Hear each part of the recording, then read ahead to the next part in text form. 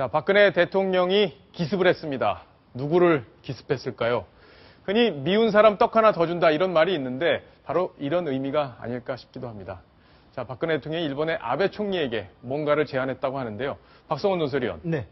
아베 총리하고 지금 박근혜 대통령 굉장히 거리감이 있어 왔는데 네. 무슨 제안을 한 거죠? 박근혜 대통령이 한중일 예.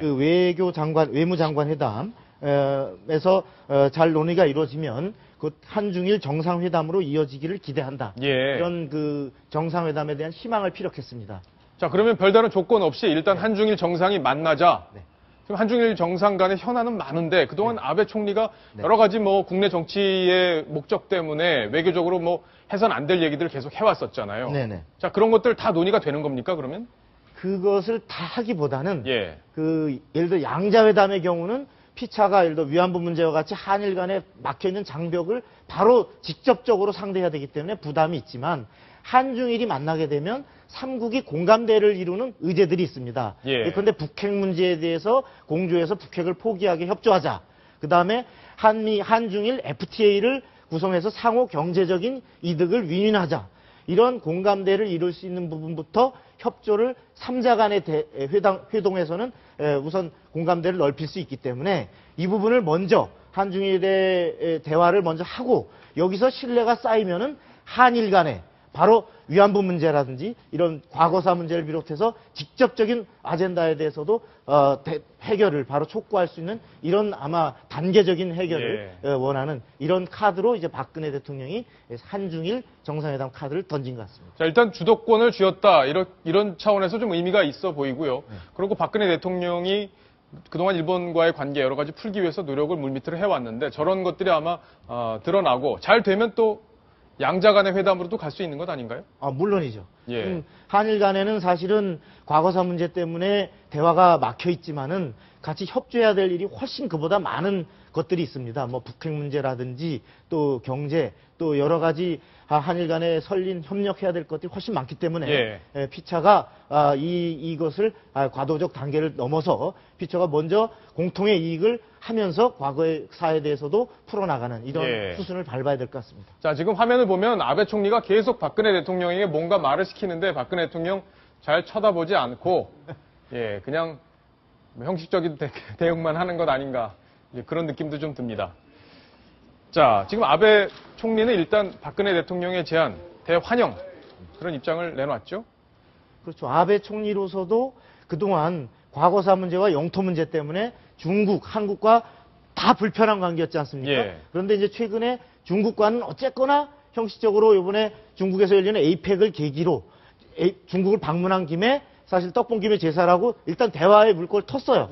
그러면 남아있는 한국에서 불감청 고소원이라고 박근혜 대통령이 한중일이라는 형식을 통해서 대화를 제의해온 마당이기 때문에 옳거나 하고 덥석 손을 잡고 여기서 더 나아가서 일본도 그동안의 동북아에서의 고립을 탈피하는 하나의 계기로 삼기 위해서 좋다고 환영을 오늘 표시한 것 같습니다. 박근혜 대통령이 주도권을 쥔 한중일 3국의 관계 기대를 한번 해보겠습니다. 자, 오늘 재밌는 만화 캐릭터가 소개가 됐던데 윤정혜 기자 혹시 그 만화 캐릭터 못 봤죠? 네, 저는 아직 못 봤는데 저는 어떤 못 봤죠? 건지. 자, 여기 화면에 저희가 준비를 했는데 윤정혜 기자 보기엔 어때요? 이 캐릭터들 인터넷에 좀 공개가 됐던데 닮았습니까?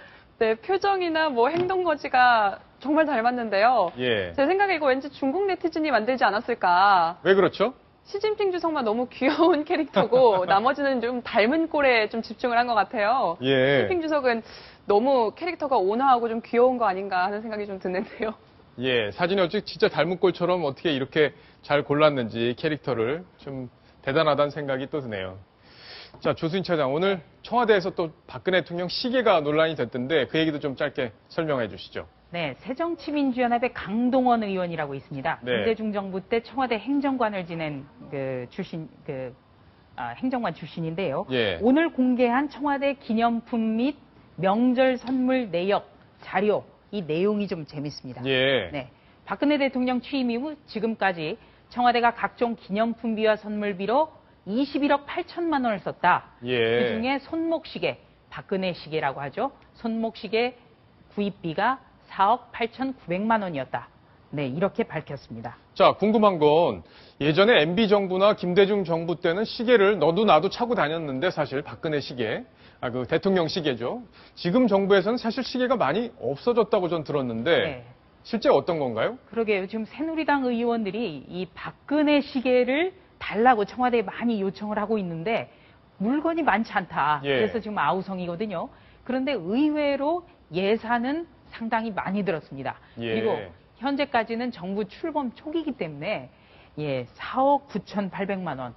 이게 좀 시계 단가가 비싼 건지 그런 생각도 좀 해봅니다. 저도 뭐 저 시계 구경을 못 해봤고 사실 하나 얻을 수 있으면 좋겠다는 생각도 했는데 박성훈 논설위원도 저 시계 구경 못 했죠? 네, 저도 저걸 통해서 지금 구경했는데 아마 좀 만들어 놓고 바뀌어가면서 임기 끝날 때까지 쓰려고 하는 게 아닌가. 사실 지금 현역 의원들도 거의 한두 개씩밖에 갖고 있지 못하다 그럽니다. 그러게요. 뭐 지역구에서 구해달라는 민원들이 많다고 하는데 절대 청와대에서 안 준다고 하는데 뭐 임기 끝나기 전에는 하나 저도 어떻게 하나 구해볼 수 있기를 바라보겠습니다.